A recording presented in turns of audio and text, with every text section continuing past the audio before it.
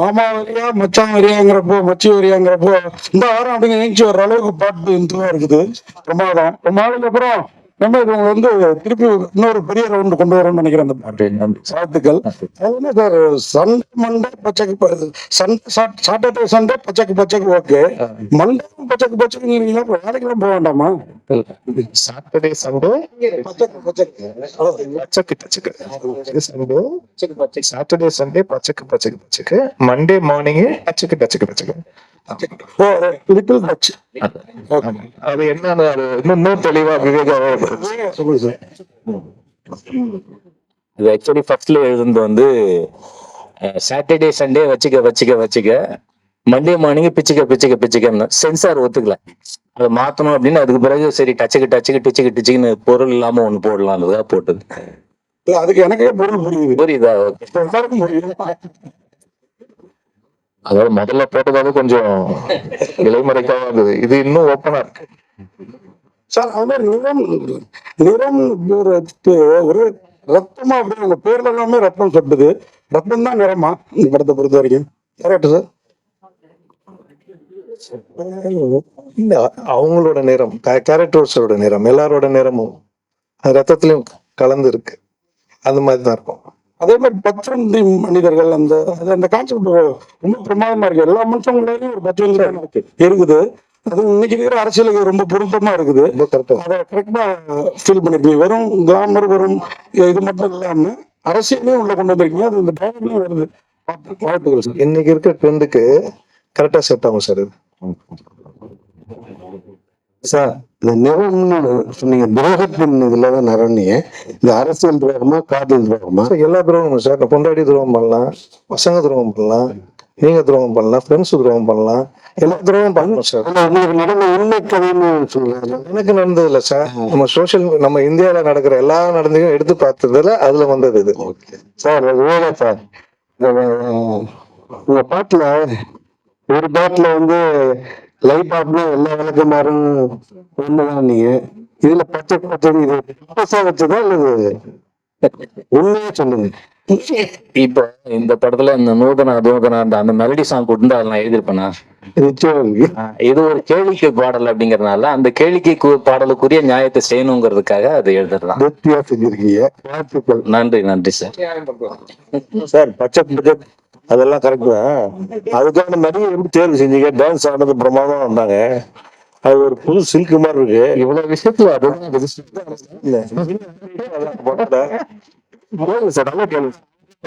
Sir நீங்க director தான் சொல்லுங்க. ஏன்னா அந்த படத்து அந்த படத்துக்கு அந்த பாட்டுக்கு செலக்ட் பண்ண ஆர்டிஸ்ட் நிறைய பேர் பிடிச்சிங்க. அவங்க அவங்க பேரு இல்ல புது சில்க் மாதிரி போட்டுருக்கீங்களா? இல்ல, இதுல ஆக்சுவலா நிறைய பேர் எனக்கு மாஸ்டர் நானு எல்லாரும் உட்காந்து டீம்ல இருக்கும்போது நிறைய பேர் வந்துச்சு. இவங்கதான் வேணும்னு சொன்னேன். மாஸ்டர் கேளுங்க. ஏன்னா டான்ஸ் பார்த்தேன் இன்ஸ்டால, தமிழ்ல இது வரைக்கும் வரல, தெலுங்கு எனக்கு ஹிந்தி ஃபேமஸ். எனக்கு இவங்க இந்த கரெக்டா இருப்பாங்க இந்த மாஸ்டர்ங்கன்னு. அவங்க எவ்வளவோ கொடுத்தாரு எனக்கு, மாஸ்டரும் சரி எல்லாரும். நான் இவங்கதான் வேணும் இவங்கதான் வேணும்னு சொல்லிட்டேன். எவ்வளவோ பேர் வந்து ஆபீஸ் வந்தாங்க. ஒண்ணு அப்படி வந்ததுதான் அது. இல்லையா மாஸ்டர்? நீங்க தான் சொல்லணும். ஆமா சார், ஆமா சார். இந்த இது காதலன்ல வரும்ல சார், ஏவா வந்துச்சு விட்டு பார்த்தோம். சார் நல்லா வாசிச்சு கொடுத்தாரு. அவர் கொடுத்த வாசி படம் எல்லாம் அவர் கொடுத்த வாசி படம் ஹிட்டு சார். அவர் கொடுத்த நிறைய வாசி படம் ஹிட்டு. டேரக்டர் சார், நீங்க பேசும்போது சொன்னீங்க அதனால தீபா கேட்டதுங்க படம் பார்த்து தெரிஞ்சுங்க அப்படின்ட்டீங்க. பட் நீங்க படத்தை வந்து கிட்டத்தட்ட தமிழ், தெலுங்கு, மலையாளம் இதை ரிலீஸ் பண்றீங்க. ஸோ எந்த ஸ்டேட்ல நடந்த ஒரு இன்சிடென்ட் சொல்றீங்க இல்லை இந்த டீப்பா எஃபெக்ட் பண்ணி சொல்றீங்க? இந்தியாவுக்குள்ள நடந்தது, மெயினா கொல்கட்டால நடந்தது, அவ்வளவுதான். அது வந்து நம்ம படம் எடுத்துட்டோம், ஃபர்ஸ்ட் ஷெட்யூல் கதை எழுதிட்டோம். நான் சொன்னல 16 வருஷம் நம்ம எழுதிடுவாங்க. ஒவ்வொரு வருஷம் ஒன்னொன்னு வந்துச்சு, ஒவ்வொரு டைரக்டர்ஸ் ஒவ்வொரு கோ டைரக்டர்ஸ். ஃபர்ஸ்ட் ஷெட்யூல் போயிட்டு வந்தோடனே நான் 4 months கழிச்சு இன்சிடென்ட் நடக்குது. அதுக்கப்புறம் செகண்ட், தேர்ட், ஃபோர்த் போனோம். சரி, நம்ம என்ன நினைச்சோமோ அது நடந்ததுல பேப்பர்ஸ்ல நிறைய வந்திருக்கு. இன்னொன்னு it happened what ever thing. அதை நினைச்சு போல அந்த மாதிரி இருக்கும்போது நடந்து நம்ம நினைச்சதை கொஞ்சம் இன்க்ளூட் பண்ணோன்னா அது அப்படியே பர்ஃபெக்டா இருக்கும். Okay fine sir. Mugen sir, நீங்க பிக் பாஸ்ல அவங்களே சொன்னாங்க உங்க சீசன் வந்து அவ்வளவு பெரிய சீசன். நீங்க வந்து நடிகர் மாத்திரம் இல்ல, நீங்க வந்து பாடகர், நீங்க வந்து பாடலாசிரியர் எல்லாமே ஆயிடுச்சு. ஏன் இவ்வளவு கேப்? வந்து தமிழ் சினிமால ஏமாத்திட்டாங்களா, இல்ல ஏமாந்துட்டாங்களா, இல்ல சரியான இது பண்ணலையா? இல்ல அப்படி கிடையாது சார். ஆக்சுவலி என்னன்னா, இடம் பொருள் ஏவல் அப்படி இருக்கு இல்லையா? ஸோ காலம் தான் வந்து ஒரு ஒரு மனிதனோட கால் நோக்கி போயிட்டே இருக்கும். அந்த மாதிரி பாடல்கள் பண்ணிட்டு தான் இருக்கு, ப்ராஜெக்ட்ஸ் போயிட்டு தான் இருக்கு. இப்போ சோஷியல் மீடியா வந்து இன்ஃப்ளூயன்ஸ் அதிகமா இருக்கு. இப்போ சோஷியல் மீடியான்னு பாத்தீங்கன்னா, நம்ம ஒரு 10 வருஷம் முன்னாடி பாத்தீங்கன்னா நம்ம ஏதாச்சும் ஒரு கண்டென்ட் போட்டா 10 பேர் பார்ப்பாங்க. அப்போ இப்போ இருக்கிற காலத்துல பாத்தீங்கன்னா ஒரு கண்டென்ட் பார்த்தா ஒரு ஆள் தான் பார்ப்பாங்க. என்ன ரீசன்னா, இந்த குரூத் அதிகமான இன்ஃபுளுசர்ஸ், அதிகமான விஷயங்கள் வந்து ஃபிளாட்டட் ஆகுது. ஸோ அந்த மாதிரி சில விஷயங்கள் நம்ம செய்யறப்ப அது தெரியாம இருக்கலாம். ஸோ நான் நிறைய பாடல்கள் ரீசன்ட் டைம்ல பண்ணியிருந்தேன். பொதுவாக ஒரு 80% தெரியுது, 20% தெரியல. எப்ப ரிலீஸ் பண்றீங்கன்னு கேக்குறாங்க. ரிலீஸ் ஆகிருக்கும், அதுக்கப்புறம் தான் போய் பார்ப்பாங்க, தேடுவாங்க. ஏன்னா அவங்களோட அல்கரிதம் மாறி இருக்கும். அவங்க சர்ச் பண்ற அல்கரிதம் யூடியூப்ல இருக்கட்டும், இன்ஸ்டாகிராம் இருக்கட்டும், அந்த மாதிரி. ஸோ இந்த ஒரு அடிப்படை தான். மற்றபடி பாடல்கள் பண்ணிட்டு இருக்கேன். படங்கள் 2-3 படங்கள் வருஷத்துல தொடர்ந்து வரப்போகுது. ஸோ இதுக்கும் ஒரு ஒரு கேப் வந்து என்ன ஆகுதுன்னா, சில தாமதங்கள் இப்போ ப்ரொடக்ஷன் சைட்ல நடக்கும். அதுக்கப்புறம் அந்த தவிர்க்க முடியாத சில காரணங்கள் சொல்லலாம். எல்லாத்துக்குமே ஒரு பிரச்சனை இருக்கும் இல்லையா? அந்த ஒரு கேப் தான் தவிர்த்து நல்ல கான்டென்ட் வந்து எப்பவுமே கொடுக்கணும்னு ஆசைப்படுறேன். ஸோ நல்ல கான்டென்ட் தேர்ந்தெடுத்து பண்ணிட்டு இருக்கேன். ஹாய் முகேஷ். சொல்லுங்க. அக்கா வணக்கம். வணக்கம். இப்போ வந்து நீங்க மலேசியா டு சென்னை வந்து படம் பண்ணிட்டு இருக்கீங்களா? Yes, sir. இந்தியாவுல செட்டில் ஆகிற ஐடியா இருக்கா? அடுத்தடுத்து என்னென்ன படங்கள் பண்ணிட்டு இருக்கீங்க? ஒரு அப்டேட் கொடுங்க. கண்டிப்பாக்கா, டெஃபினட்டா ஐடியா இருக்கு. இந்தியாவில் செட்டில் ஐடியா இருக்கு. என் ஃபேமிலி எல்லாம் முழுசா மலேசியாவில் தான் இருக்கிறாங்க. ஸோ நான் வந்து ரொம்ப ஃபேமிலி ஓரியன்டட் பர்சன். ஸோ அதனால நான் பேக் அண்ட் ஃபார்த் ட்ராவல் பண்ணிக்கிட்டே தான் இருக்கேன். எனக்கு இங்க அதிகமான வாய்ப்புகள் கிடைக்கிறப்ப இங்க வந்து ஒரு ரீசன்ட் டைம்ல படம் பண்றப்போ ஒரு 3 months, ஒரு 4 months, 6 months, 8 months எல்லாம் கூட இருந்திருக்கேன். 8 months இங்க இருந்து ஃபுல் ஸ்பெச்சா முடிச்சுட்டு அதுக்கப்புறம் ஊருக்கு போயிட்டு வந்திருக்கேன். இப்போ இந்த மாதிரி டிராவலிங் தான் இருக்கு. அடுத்தடுத்த எக்ஸைட்டிங்கான படங்கள், ப்ராஜெக்ட், பாட்டு இதெல்லாமே வரிசையா காத்துட்டு இருக்கு. இந்த நிறம் முடிஞ்சதுக்கு அப்புறம் ஒவ்வொரு அப்டேட்டா வரும். முக்கியம் சார், அண்ணன் கேட்ட கொஸ்டினோட இது தொடர்ச்சி தான். சொல்லுங்க. ஏன்னா பிக் பாஸ்ல ஜெயிச்சவங்க எல்லாருமே தான் வந்து ரொம்ப ஸ்ட்ரகிள் பண்றாங்க. ஆனா வந்து கூட இருக்கிறவங்க வந்து நிறைய படம் பண்ணிடுறாங்க. ஏன் நீங்க வந்து ஹீரோஸ் தான் பண்ணணும், இல்ல மத்த வேற கேரக்டர் பண்ணக்கூடாதுன்னு சொல்லிட்டு ஒரு பிளான்ல இருக்கீங்களா? அப்படி கிடையாதுங்க. நல்ல கேள்வி. Thank you for asking. நான் இன்னைக்கு கூட பேசியிருந்தேன், டீம்ல பேசியிருந்தேன். ஹீரோ மட்டும் பண்ணணும்னு கிடையாது, எல்லா கதாபாத்திரமும். இப்ப இருக்கிறது வந்து பாத்தீங்கன்னா ஹீரோ வச்சு ஸ்டோரி பண்றதை விட ஸ்டோரி தான் ஹீரோவா இருக்கு நிறைய இடங்கள்ல. அது மாதிரி நிறைய படங்கள் கூட நீங்க சொல்லலாம். எக்ஸாம்பிள் சொல்லணும்னா டூரிஸ்ட் ஃபேமிலி, அது வந்து ஹீரோ ஓரியன்டட் ஃபிலிம் கிடையாது. அந்த ஸ்டோரி வந்து ஒரு ஹீரோ. அந்த மாதிரி நல்ல கதாபாத்திரம் எந்த ரோல் கிடைச்சாலும், ஒரு வில்லன் கிடைச்சாலும் பண்ணணும்னு எனக்கு ஆசை இருக்கு. நல்ல கதாபாத்திரம் ரோல் கிடைச்சாலும் பண்ணணும்னு ஆசை இருக்கு. கண்டிப்பா அதை நோக்கி போவேன். இன்னொன்னு சார், டாக்டர் சொன்னாங்க எல்லாமே துரோகம் சொல்லிட்டு ஒரு சாங்ஸ் வருது. அது வந்து இமான் சாருக்கும் வந்து துரோகம் நடந்திருக்குன்ட்டு. அந்த சாங்ஸ் பண்ணும்போது மட்டும் உங்களுக்கு என்ன தோணுச்சு மைண்ட்ல? யாருக்குதான் சார் நடக்காம இருக்கு? யாருலாம் அவங்கவுங்க வாழ்க்கையில ஏதாவது ஒண்ணு இருக்குதானே செய்யும். ஸோ அது வந்து அந்த மாதிரி ஒரு வரி பாவஜை போடும்போது இன்னும் ரிலேட்டபிளா இருந்தது. அது வந்து எனக்கு மட்டும் இல்ல, அது கேட்கறவங்க யாரா இருந்தாலுமே அவங்களோட வாழ்க்கையில ஏதாவது நிகழ்வு நடந்திருக்கும் இல்லையா? ஸோ அதை வச்சு பார்க்கும்போது ஓகே, ரொம்ப ரிலேட்டபிளா இருக்கு. ஒன்றும் இல்லை, இப்ப அந்த வரியை பத்தி யாரும் பேசிக்கவே இல்லை, ஒன்றும் இல்லை. பட் அதே விஷயம் வந்து இயக்குனருக்கு, அவருக்கு அது ரிலேட் ஆயிருக்கு, ப்ரொடியூசருக்கும் அது ரிலேட் ஆயிருக்குன்னும் போது அது ரொம்ப ஒரு காமன் ஃபேக்டரா இருக்குன்னு பார்க்கும்போது ஓகே. அப்போ ஏன்னா ஒரு கலை, அந்த படைப்பே சார் எத்தனை பேருக்கு அது ரிலேட் பண்ணுதுன்றதுதான விஷயம். அது ஒரு வரி, ஒரு பாடலுடைய வரி அது ரிலேட் பண்ணுதுன்னா சந்தோஷம் தானே.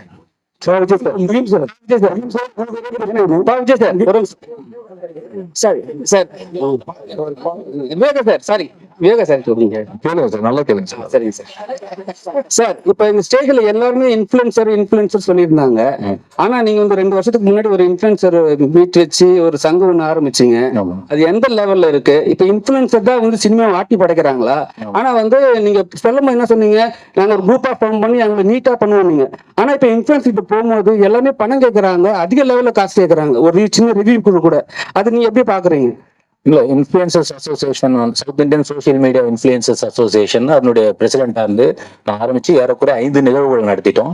நேற்று முன்தினம் கூட தருமபுரியில மிகப்பெரிய 2ஆம் ஆண்டு தொடக்க விழா நிகழ்வு, விருது வழங்கும் நிகழ்வு நடந்தது. அது ரொம்ப நல்லா போயிட்டு இருக்கு. தனிப்பட்ட இன்ஃப்ளூயன்சர்ஸ் என்ன பண்றாங்கிறதுக்கு வந்து இன்ஃப்ளூயன்சர் சங்கம் வந்து பொறுப்பேற்காது.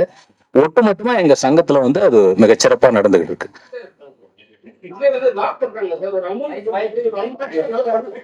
இவ்வளவு அமௌண்ட் கொடுத்தாதான் என்னால ஒரு படத்தை ரிவ்யூ கொடுக்க முடியும், நல்லா கொடுக்க முடியும்னு சொல்றாங்க. ஆனா வந்து அவங்கள போயிட்டு ஃபாலோ பண்ற ஆளுங்க வந்து போய் படம் பாக்குறது கிடையாது, அவங்கள மட்டும் தான் ஃபாலோ பண்றாங்க. சினிமாவில் இருக்கிறவங்க வந்து படம் பாக்குறவங்க போயிட்டு தேட்டர் போய் பாக்குறல. சங்கத்தின் மூலமா வந்து நீங்க அணுகிறப்போ அதுக்கு நாங்க பொறுப்பேற்கலாம் மொழிய, தனிப்பட்ட சங்க உறுப்பினர்கள் செய்யறதுக்கு நம்ம பொறுப்பேற்க. நீங்க ஒரு நடவடிக்கை எடுக்கலாம்ல, இது மாதிரி ஏமாத்துறவங்களை வந்து நம்ம பேன் பண்ணலாம். நிச்சயமா அதை செய்யலாம். மகிழ்ச்சி. சார் முகில் சார், அந்த பாடல் பத்தி தான் திருப்பி வரேன். அந்த பச்சைக்கு பாட்டுல உங்களுக்கு பெரிய பிரச்சனை இல்லை, ஏதோ நீங்க கேட்டு வாங்கி ஆடின மாதிரி தெரிஞ்சுது. என்ன மாதிரி அதுல என்ன மாதிரி இல்லையா, எல்லாரும் மாதிரியும் ஈர்ப்பு ஏற்பட்டு அந்த சாங்கலை நானும் இருக்கணும் அப்படின்னு வந்தீங்களா? என்ன இது? சார் நான் அந்த மாதிரி ஆர்டர்ல ஆக்சுவலி அதுதான் சார் சொன்ன மாதிரி அந்த படத்துல அந்த அந்த சிச்சுவேஷனுக்கு அந்த சாங் தேவைப்பட்டு இருக்கு. அது எதனால அந்த போலீஸ் பின்னாடி வராங்க இல்லையா, அது ரிவீல் பண்ணிருப்பாங்க போலீஸ் வராங்கன்னு. ஸோ அந்த அந்த கேரக்டர் அங்க டிராவல் பண்ணணும், அங்க போகணும். அந்த அந்த நீட் இருந்தனால தான் அந்த சீன்ல வச்சிருந்தாங்க.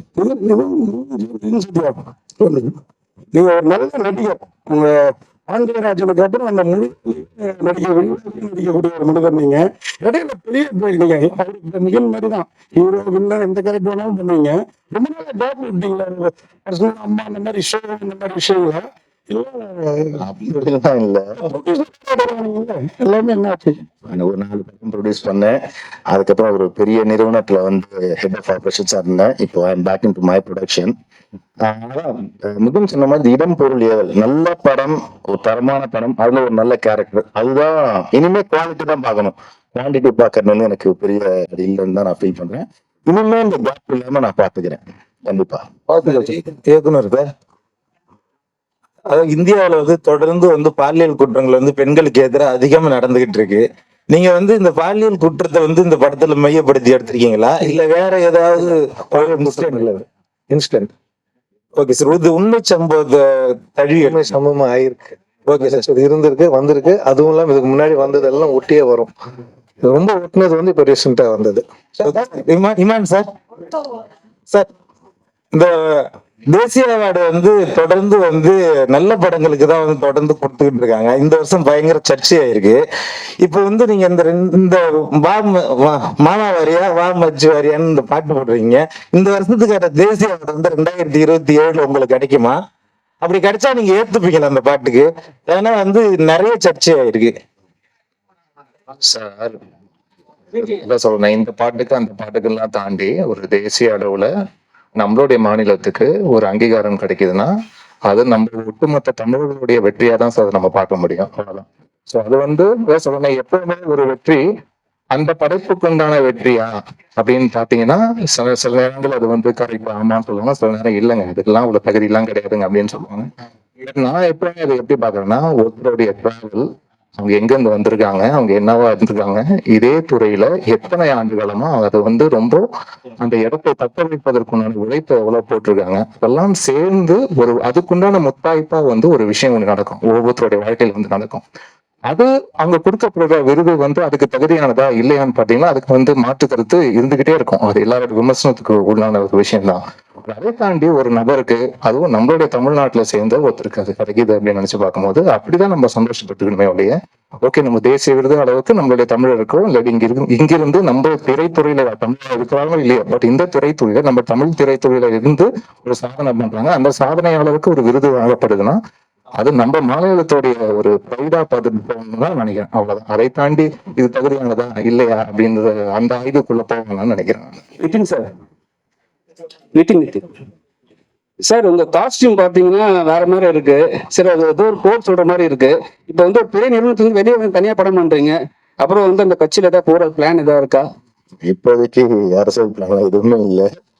இந்த back into acting, back into production, அதுதான் இப்போதைக்கு plan.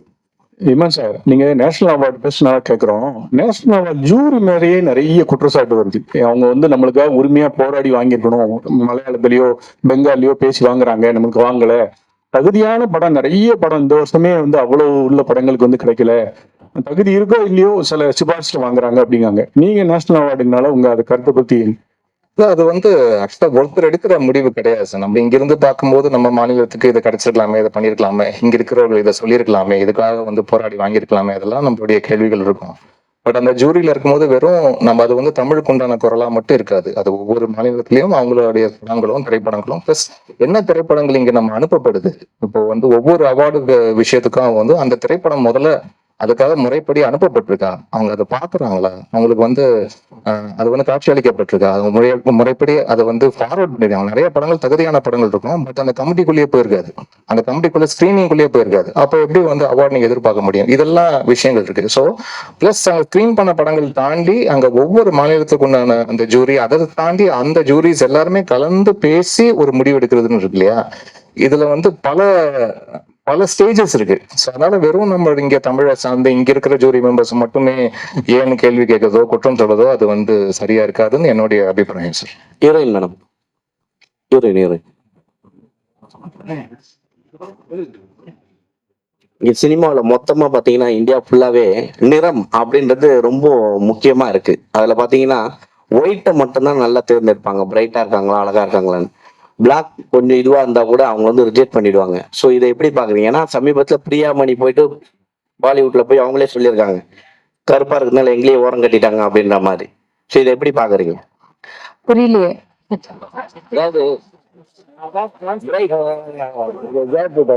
by saying in India mostly all the films they only ask they only putting white females, fat females. So it's a difference in no what is going on. So they're generally talking about the complexion, the difference in complexion. So do you have any opinion on that? அது நீங்க ஆடியன்ஸ்க்கு கேட்டாங்க and டைரக்டர்ஸ்க்கு கேட்டாங்க, costing பீப்புளுக்கு கேட்டாங்க. I don't have an opinion about it. மலைமையில question படம் பார்த்து நீங்க தான் ஹீரோயின். நல்ல பாட்டு 2-3 கூட இருக்கு, 2-3 song also but one song that manage reach வேற தட் கொஸ்டின். சோ அந்த சாங் வெளியே வர மாட்டேங்கிறீங்களா? next film that so I also beat I'm also doing that. நல்லா பாட்டு இருந்து and if I like how it sounds then கண்டிப்பா நான் பண்றேன். okay வாழ்த்துக்கள். சார் ஒரு கேள்வி நீங்க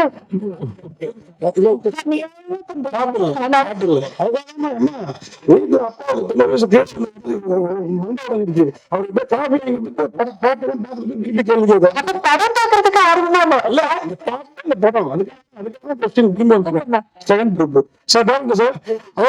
அண்ணன் தம்பி துரோகம், அரசியல் பொண்டாட்டி துரோகம் அப்படிலாம் இருக்கும். அதெல்லாம் ஒண்ணாக்குங்க பொண்டாட்டிகளுக்கு நாமளும் துரோகம் இருக்குல்ல, அதான் இருக்கா?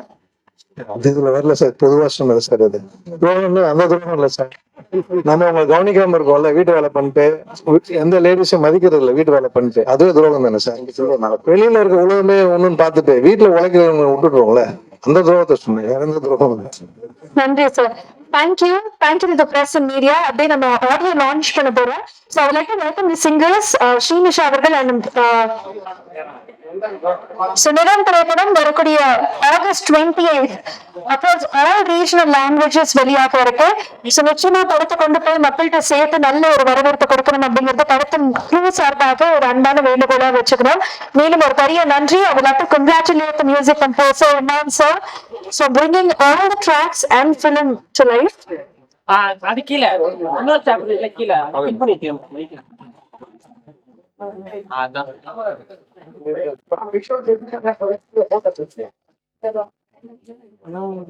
In the network, I should definitely mention the music rights வந்து Z Music எடுக்கிறாங்க. ஸோ அவங்களுக்கும் இந்த நேரத்தில் ஒரு பெரிய வாழ்த்துக்கள் மற்றும் நன்றியும் கூட.